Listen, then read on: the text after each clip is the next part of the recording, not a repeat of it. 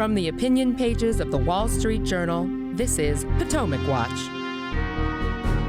The measles outbreak in Texas and New Mexico passes 250 cases as the nation's health secretary, Robert F. Kennedy Jr., continues to hedge on vaccinations.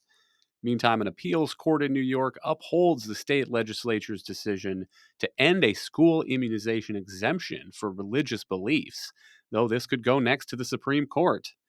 Welcome, I'm Kyle Peterson with the Wall Street Journal. We're joined today by my colleagues, columnists Kim Strassel and Alicia Finley. The Texas Health Department's update on Tuesday morning says that 223 cases of measles have now been identified there since late January, with another 30 across the border in New Mexico. That includes about 29 people who have been hospitalized and one fatality in a school-aged child. The Centers for Disease Control and Prevention is on the ground there, and Health and Human Services Secretary RFK Jr. has said that he wants to make vaccines available for all who want them. Yet what I haven't seen him say yet is that the MMR shot for measles, mumps, and rubella is safe and effective, and he recommends it. He continues to say things like good nutrition is a best defense. Here he is in a Fox interview last week. Richard Bartlett and another called Ed Benjamin. Ed Benjamin is a family physician from Lubbock. Richard Bartlett is an emergency room physician from Midland and Amarillo. And they have treated most of the patients, actually, over 108 patients in the last 48 hours. And they're getting very, very good results. They report from budesonide, which is a steroid. It's a 30-year-old steroid, and clarithromycin, and also cod-liver oil, which has high concentrations of vitamin A and vitamin D. And they're seeing what they describe as almost miraculous and instantaneous recovery from that. So we don't make it at HHS because we haven't done a clinical trial on those. And we should have. Kim, what do you make of this message from the nation's health secretary amid this measles outbreak? Yeah, unfortunately, just about everything that has come out of RFK Jr.'s mouth is either false or highly dubious. I mean, he has, give him credit, he has at least said that they are attempting to make sure that people know that there are vaccines available, but he has instantly followed that up by saying, it's your personal choice, and then throwing a lot of shade on those vaccines, suggesting that those vaccines were responsible for vaccine injuries among this Mennonite community. We don't have any evidence that that is true. Once again, raising the autism spectrum out there, the question that supposedly vaccines play into autism. By the way, there is no research to suggest that, no credible research to suggest that. And also, I think one thing that's really unfortunate is suggesting that going without the vaccine and taking other actions is just as good a protection. He was talking about how, the best guard against this is good nutrition, and suggesting that West Texas was a food desert. And if I can just take a moment, I mean, he's trying to tie this back in to his broader notion that somehow all of America's health ills come down to the big bad food companies, and that if everyone just had a healthier diet, we would not have chronic disease. Now, by the way, I'm a believer in having a healthier diet, but this makes no sense too. If you look at the community that this is most hurting, the Mennonite community, where there are a lot of children who are unvaccinated, they actually are practitioners of the clean eating that RFK espouses all the time. These are people who raise their own livestock, make their own bread. They have very little, if any, intake of processed food. They do a great deal of home cooking. They are also a hugely physically active community, given that they largely do a lot of farming, and young children do that as well too. So it's kind of a bizarre setting for him to be making these arguments that simply aren't true. And there's some other falsehoods that he's out there spreading as well. My other favorite is that somehow that there's some benefit to getting measles, that because if you have natural immunity gained from an infection, it will help protect you against cancer and heart disease, which is just, I mean, what is the message? Well, I had measles, and so now I can go eat another Big Mac. It's a really, really, like, all of this just makes no sense and is very damaging to the situation on the ground. RFK Jr. has said positive things in recent days about community immunity and correctly explaining how, when many people get the measles vaccine, that helps protect those who cannot, whether they're immunocompromised, whether they're too young to get the vaccine. But I think my worry is that people will hear the second half of his message and think if cod liver oil and steroids is a miracle cure in Texas, then I don't need this vaccine. And just as a reminder, these are the official guidance from the Centers for Disease Control and Prevention. They say that about 1 in 5 unvaccinated people who gets the measles ends up in the hospital. About 1 in 20 of every children ends up with pneumonia. About 1 in every 1,000 children gets encephalitis or brain swelling. So this is serious stuff. Meantime, Alicia, news reports are saying that the Health and Human Services Department is moving to undertake some new studies of vaccine and autism.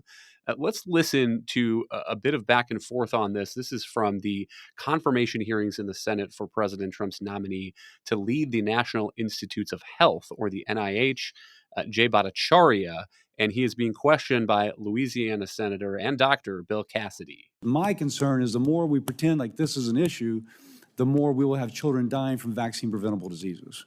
Senator, I guess I've turned it around and say don't want to disprove a negative. That's impossible, really. But I want to address the rise in autism that we have. I accept that. I think that's laudable. Yeah. We need to do that. Yeah, that's a positive. But I'm asking the specific question: will we once more have to go back over this particular issue, because that has been exhaustively studied? Yeah, I mean, I think, as I said, Senator, I don't think that there's a link between the MMR vaccine and autism. I'm convinced based on that literature.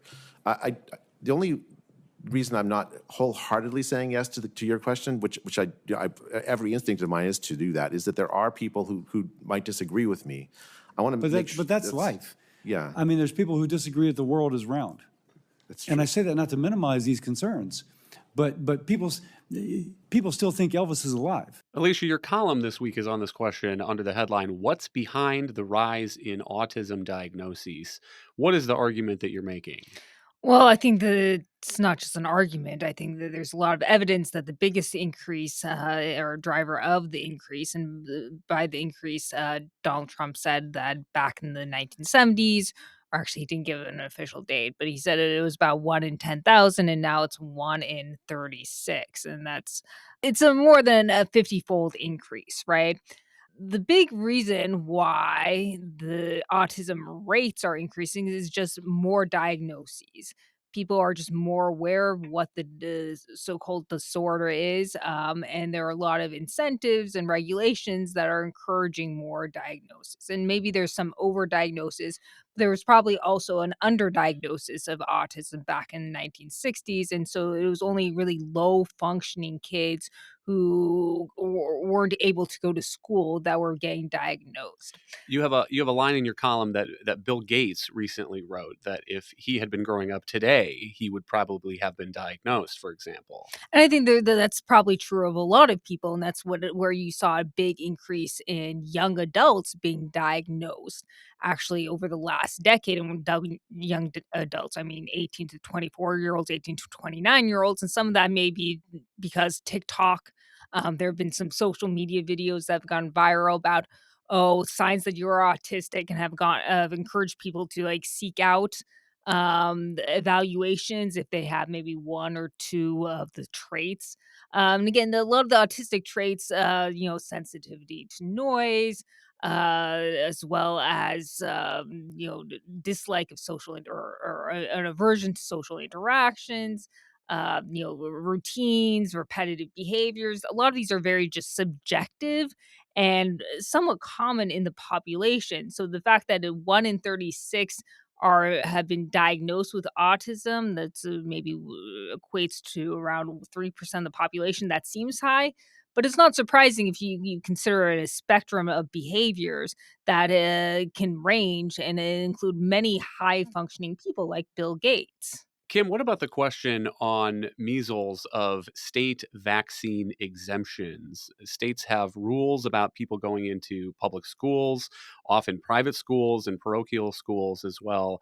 This outbreak in Texas is centered on Gaines County. And if you look at the state data there, about 17.6% of kindergarteners in schools there have a conscientious exemption to at least one vaccine. And that is the language in Texas law, which is broader than the laws in many other states. There's a Texas Tribune article from a few years ago that goes through the history here. And in 2003, there was an amendment added to a bill that created this exemption. This exemption, people can opt out of vaccines for reasons of conscience. It was added to the bill after about 5 minutes discussion, and the sponsor of that amendment now also says that he thinks it should be reconsidered. Notably, this passed in 2003. That was 3 years after measles was declared eradicated from the United States. What's your view of how broad these kinds of exemptions maybe ought to be in the context of a situation where we now have these measles eruptions that are popping up and sickening and in some cases killing kids? Eruptions, and we've seen some outbreaks of other infectious diseases too, are a direct consequence of the broadening of these laws. I remember when I was in school, it was quite difficult to obtain an exemption to getting vaccinations. They were largely restricted to having a doctor's note that's saying that there was a medical reason for why you could not get a vaccination without harm to your health, or you had to validate, and it was not like a simple thing either. You had to kind of validate and provide some proof that you had a sincere religious concern about doing this as well. And when you had those restrictions in place, that very limited exemption window, it meant that you generally had a population that was hitting those numbers that you need for herd immunity. But the decision by states like Texas and others to broaden it to basically anyone who says, I have a conscientious objection, all you got to do is sign a piece of paper, send it in to the school. It's really no hassle, not a difficulty at all. That has been the difference between hitting herd immunity and not hitting a herd immunity. And that's why you're seeing these outbreaks go out. And we've already had some states that have tried this, or at least one state that have tried this and throwing this in. And this all came about. Look, I get it. There was a sort of rise in liberty, the movement to sort of, get the state out of your life, etc. But there are moments at which your right and freedom to do something crosses the line to everybody else keeping their kids safe. And Washington State tried this, for instance, and after some measles outbreaks and real problems with falling vaccination rates, they ended that conscientious objection, Washington State, back in 2019. This is beginning to become more of a problem in states across the country. There are now lawsuits that are being filed, and states rein in some of these exemptions. You're having legal battles over their ability to do so. My own argument, if I can just throw it out there, is that religious exemptions, we tend to, and I am very, very, I'm a big believer and defender of religious liberty. But there are obvious points at which it runs up against societal norms and also societal health and safety. I'll give you a good example.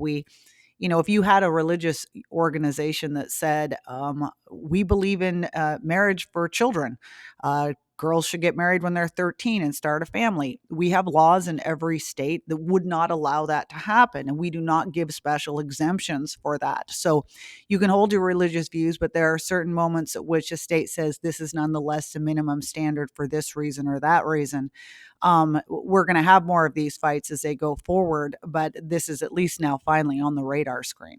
This Washington state law that Kim mentions that changed the previous exemption in 2019, that was not a religious exemption. That was an exemption for a philosophical or personal objection, unquote. And what the legislature did there is say that that does not apply any longer to the MMR vaccine for measles. By the way, guess who was there testifying against that bill? Robert F. Kennedy Jr., who was there telling the legislature that we already know the cure for measles and it is vitamin A. But one state that did go as far as removing a religious exemption was the state of New York after measles outbreaks that sickened close to 1,000 people in New York in 2019. And so now the state of play in New York is that you can homeschool your kids if you don't want them to be vaccinated. But if you're sending them to any kind of group setting school, a public school, a private school, or a parochial school, they have to have these vaccinations unless they have some kind of health attestation saying that they're medically ineligible for some reason. Maybe they're immunocompromised, maybe they've had reactions to vaccine allergies, something like that. Alicia, this is what the Second Circuit Court of Appeals upheld last week. This exemption change is being challenged by Amish families and Amish schools. And what the Court of Appeals essentially said here, citing a 1990 Supreme Court decision called Employment Division versus Smith. This is the quote from that case: "The right of free exercise does not relieve an individual of the obligation to comply with a valid and neutral law of general applicability," unquote. So that what that translates to essentially is if the legislature passes a law, it is a general law. It is not targeting religion or religious believers. It is a law of general applicability. Then there is no requirement for courts to read into that law a religious exemption. And what do you make of that? And the fact that this was upheld, I guess, by the Court of Appeals and maybe going to the Supreme Court next. Right. So I struggle with this issue because the religious exemptions, if you recall during the COVID years, there really weren't any. States tried to enforce lockdowns, basically use these generally applicable laws to prevent people from going to church, even though it really wasn't any, the COVID wasn't any more likely to spread in churches than some other places that were allowed. And they hinged this on it was a generally applicable law. And they also tried to, I think, New York enforce the vaccine mandates without a religious exemption for state workers. And that, by the way, I think in at least one of the states that was struck down. And so these generally applicable laws can sometimes be abused to trample over religious liberties.